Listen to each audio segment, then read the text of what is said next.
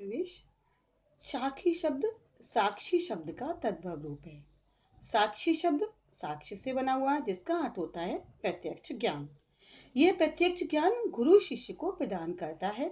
अतः संप्रदाय में अनुभव ज्ञान की ही महत्ता है, शास्त्रीय ज्ञान की नहीं। कबीर का अनुभव क्षेत्र विस्तृत था। कबीर जगह जगह भ्रमण कर प्रत्यक्ष ज्ञान प्राप्त करते थे। अतः उनके द्वारा रचित साखियों में अवधी, राजस्थानी, भोजपुरी, अनेक प्रांतीय भाषाओं शब्दों की खिचड़ी मिलती है। सहज भाव व्यक्ति के लिए ऐसी ही लोक भाषा आवश्यकता भी थी। इसलिए कबीर ने साहित्य की अलंकृत भाषा को छोड़कर आपके जो लोक भाषा थी उसे अपनाया। कबीर की साखियों की भाषा अत्यंत सरल और प्रसाद गुण संपन्न, कहीं कहीं सुक्तियों का चमत्कार भी दृष्टिगोचर होता है। हठयोग और रहस्यवाद विचित्र अनुभूतियों का वर्णन करते समय कबीर की भाषा में लाक्षणिकता भी आ गई है। ऐसे स्थलों पर संकेतों और प्रतीकों के माध्यम से बात कही गई है। कुछ अद्भुत अनुभूतियों को कबीर ने विरोधाभास के माध्यम से उलटवासियों की चमत्कारपूर्ण शैली में व्यक्त किया है, जिसे कहीं कहीं दुर्बोधता भी आ गई है। बीजक, कबीर ग्रंथावली और कबीर वचनावली इनकी रचनाएं संग्रहित हैं। कबीर के काव्य का सर्वाधिक महत्व धार्मिक एवं सामाजिक एकता और भक्ति का संदेश देने में है। कबीर ने तत्कालीन हिंदी साहित्य और समाज को नवीनता, चेतना और नूतन जीवन दर्शन प्रदान किया। इनके संदेश पवित्र जीवन एवं ब्रह्म आडंबर से रहित सहज भक्ति का संदेश था। इसलिए हिंदी के आलोचक और विद्वान इन्हें समाज सुधारक मानते हैं, पर कबीर के इस रूप में इनका युग प्रवर्तक महाकाव्य के रूप छिपा हुआ है। साखी वस्तुतः दुआ छंद है, जिसके लक्षण हैं 13 और 11 के विश्राम से 24 मात्रा। प्रस्तुत पाठ में साखियां प्रमाण हैं कि सत्य की साक्षी देता हुआ गुरु शिष्य का जीवन के तत्व ज्ञान की शिक्षा देता है। यह शिक्षा जितनी प्रभावपूर्ण होती है, उतनी ही याद रह जाने योग्य भी।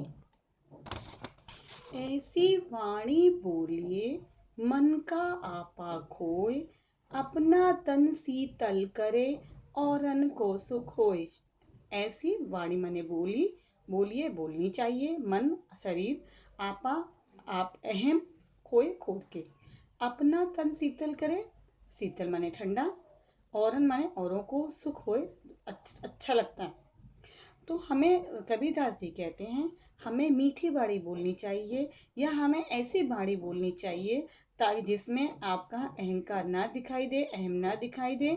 और अगर आपकी वाणी मीठी होगी तो आपको तो अच्छा लगेगा ही, औरों को भी आपकी बात से शांति मिलेगी या अच्छा भी लगेगा। कस्तूरी कुंडल बसे मृग ढूंढे बनमाह, ऐसी घटी घटी राम है दुनिया देखे ना है। कस्तूरी एक तरह का सुगंधित पदार्थ होता है जो हिरण की नाभि में रहता है। तो कुंडली नाभि में बसता है। मृग माने हिरण, ढूंढता है वन जंगलों में, माही सभी जगह। तो जो हिरण है वो सुगंध को सभी जंगलों में ढूंढता फिरता है, जबकि वो सुगंध तो उसकी नाभि में ही, कस्तूरी उसकी नाभि में होती है। ऐसे ही हमारे घट घट राम है, ऐसे ही हमारे कण कण में, घटी घट माने कण कण में राम भगवान व्याप्त हैं, जिसे दुनिया देखती नहीं है और दुनिया मंदिर और मस्जिदों में उन्हें ढूंढती रहती है।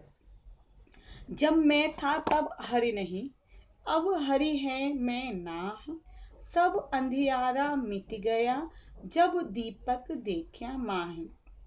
जब मैं था, जब मुझ में अहंकार था, उस समय मैं ईश्वर की आराधना नहीं करता था, ईश्वर को नहीं जानता था। अब हरि है मैं नाही, अब भगवान है, लेकिन मेरा जो अहंकार है वो सब खत्म हो चुका है, सब अंधियारा मिट गया। तो अंधेरा जो है, जब दीप सब अंधियारा मिट गया जब दीपक देखे हमारे। आप ये जानते हैं कि दीपक जब जलता है या रोशनी होती है तो उस अंधेरा वहां का खत्म हो जाता है। तो इसलिए कबीरदास जी कहते हैं कि जिस प्रकार दीपक जलने से अंधेरा खत्म हो जाता है, वैसे ही ईश्वर रूपी दीपक जलने से मेरे मन का अहंकार अंधियारा सब कुछ नष्ट हो चुका है। इसलिए यहाँ पर कबीरदास जी ने दीपक की तुलना ईश्वर से की है और अंधेरे की तुलना अहंकार से की है। तो जब दीप ईश्वर रूपी जो दीपक जल गया है तो उसमें मेरा अहंकार खत्म हो गया है, मुझ में अहम खत्म हो गया, और अब मुझे भगवान की सिवा मुझे कुछ नहीं दिखाई देता। सुखिया सब संसार है, खाए और सोवे, दुखिया दास कबीर है, जागे अरु रूबे। सुखिया संसार है, संसार में सुखिया मतलब सुखी है, संसार मतलब विश्व। अरु खाए और सोवे, खाता है और सोता है, क्योंकि उसे ज्ञान रूपी कोई इसकी जानकारी नहीं है, ना वो ज्ञान को जानना चाहता है। केवल कबीरदास जी दुखी हैं और जागते हैं, क्योंकि उन्हें ज्ञान तो प्राप्त हो गया है। तो उन्हें वो सबको ये देखकर दुखी होते हैं कि ये लोग अपने में कितने मस्त हैं कि खाते हैं और सोते हैं। वो इससे ज्यादा कुछ नहीं जानने चाहते, वो सत्य को जानना नहीं चाहते। लेकिन जिसको सत्य का ज्ञान है, ठीक है, जिसको सत्य का ज्ञान है, वो व्यक्ति प्रभु के वियोग में जागते रहते हैं और प्रयत्न करते रहते हैं कि कैसे हम प्रभु को पाएं, और उन्हें इस संसारिकता से कोई मोह नहीं है। बिरह भुवंगम तन बसे, मंत्र न लागे कोय, राम वियोगी ना जिवे, जिवे तो बोरा होय। बिरह मतलब दुखी होना, व्याकुल होना। भुवंगम सांप, तन मतलब शरीर में, बसे माने बस जाता है, मंत्र न लागे कोई, उस पर कोई भी चीज प्रभाव नहीं करती है। राम वियोगी ना जिवे, और जो जिसकी धुनी, जिसका जो अपना आप कह सकते हैं ध्यान पूरा भगवान में लग गया, जीवे तो बौड़ा हो, तो वो है जीता है तो पागलों की तरह। बोरा यहाँ पर पागल शब्द लिया, लेकिन इसलिए वो पागल शब्द यहाँ पर इसलिए यूज किया गया कि वो भगवान की भक्ति में इतने विभोर हो गए हैं कि उन्हें दुनियादारी से कोई, संसारिकता से कोई मतलब नहीं है। तो उन्होंने कहा कि एक किसी भी व्यक्ति को अपनों से बिछड़ने का, ठीक है, बिछड़ने का गम जब भुवंगम सांप की तरह,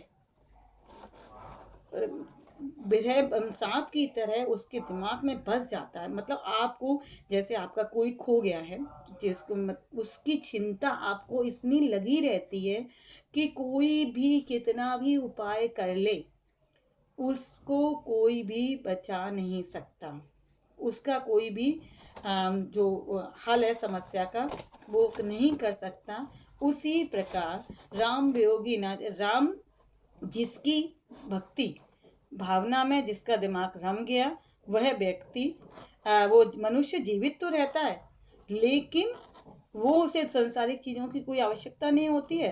तो जब संसारिक चीजों की आवश्यकता नहीं होती है तो लोगों को लगता है ये पागल है। तो ये है कि मनुष्य के मन में जब अपने प्रिय से बिछुड़ने का जब गम हो जाता है तो वो दुख बिरह बनकर सांप की तरह उसके जीवन में बस जाता है।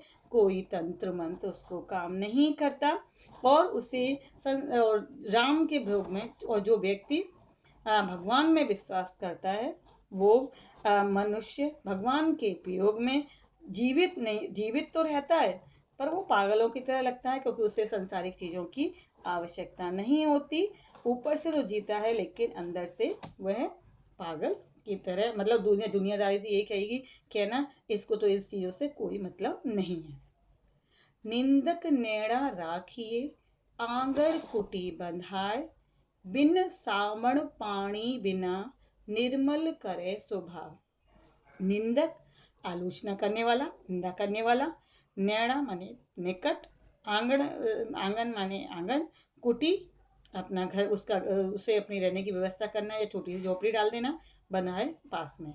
बिन सावण पानी, बिना साबुन पानी, पानी बिन निर्मल करे स्वभाव। स्वभाव माने स्वभाव, निर्मल माने साफ। तो आप अगर अपने किसी आलोचक को अपने पास रखते हैं तो जो भी आलोचना करने वाला है उसे अपने पास रख लीजिए और कोशिश करिए वो अपने आंगन में रखिए। वो आपके स्वभाव को बिना साबुन और पानी के आपके स्वभाव को स्वच्छ कर देगा।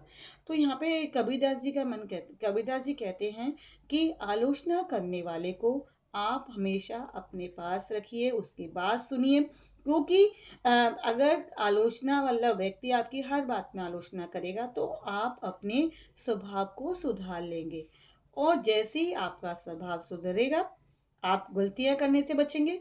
गलतियां करने से बचेंगे तो आपसे जो किसी के लिए आलोचना ही नहीं होगी, और इससे कि आप खुद अपने आप को सुधारते सुधारते इतना सुधार लेंगे कि आपके जो शब्द हैं वो किसी को नुकसान नहीं पहुंचाएंगे। इसलिए बिना साबुन और पानी के आपका स्वभाव निर्मल हो जाएगा। पोथी पढ़ पढ़ जग मुआ, पंडित भया न कोय, एके आशिर पीव का, पढ़े सो पंडित होय। पोथी पढ़ पढ़ जग मुआ, पोथी माने पुस्तक, पढ़ पढ़ कर जग संसार, मुआ मर गए, पंडित भया ना कोई, लेकिन कोई पंडित नहीं बना।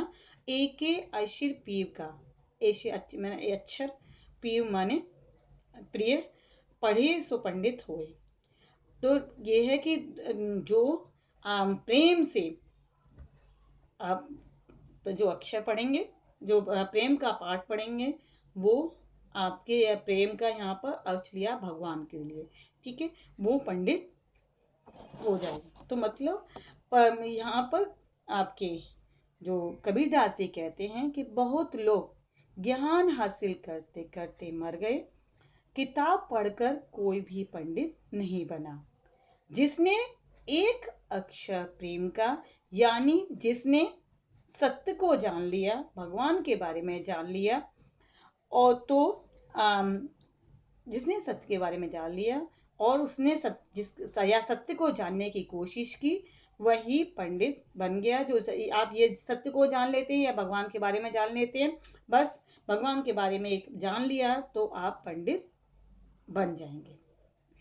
हम घर झालनिया आपड़ा, लिया मुराड़ा हाथ, अब घर जालो तास का, जी चले हमारे साथ। हम घर जालिया आपड़ा, जलो जालिया माने जला, आपड़ा माने अपना, लिया मुराड़ा, मुराड़ा कहते हैं मशाल को, अब घर जालो तास को, अब उसका घर जलाएंगे, तास को, उस तास माने उसका, जलो माने जलाएंगे, जय जले हमारे साथ। तो यहाँ पर जो कबीरदास जी कहते हैं कि ज्ञान रूपी हमने उसको पाकर, ठीक है, यहाँ पर लिया मुराड़ा हाथ, हमने अपनी एक मशाल अपने हाथ में ले ली है, और जिसको भी ज्ञान पाना है, ठीक है, जिसको भी ज्ञान पाना है उसे हम तो पहले हम उसका घर जलाएंगे और वो तब हमारे साथ चलेगा। तो उन्होंने कहा कि हम घर जलाए कि मोह माया रूपी बंधन से जो व्यक्ति अपने आप को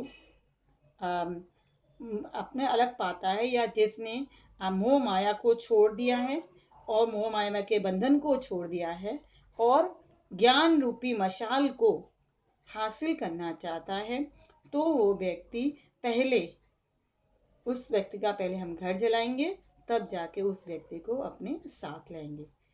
तो यहाँ पे कबीरदास जी ने अपनी साखी में इन सब चीज़ों का वर्णन किया, क्योंकि उनकी आपकी जो चीज़ें थी वो आपकी उनकी प्रत्यक्ष रूप से उन्होंने अनुभव की थी। ठीक है, धन्यवाद।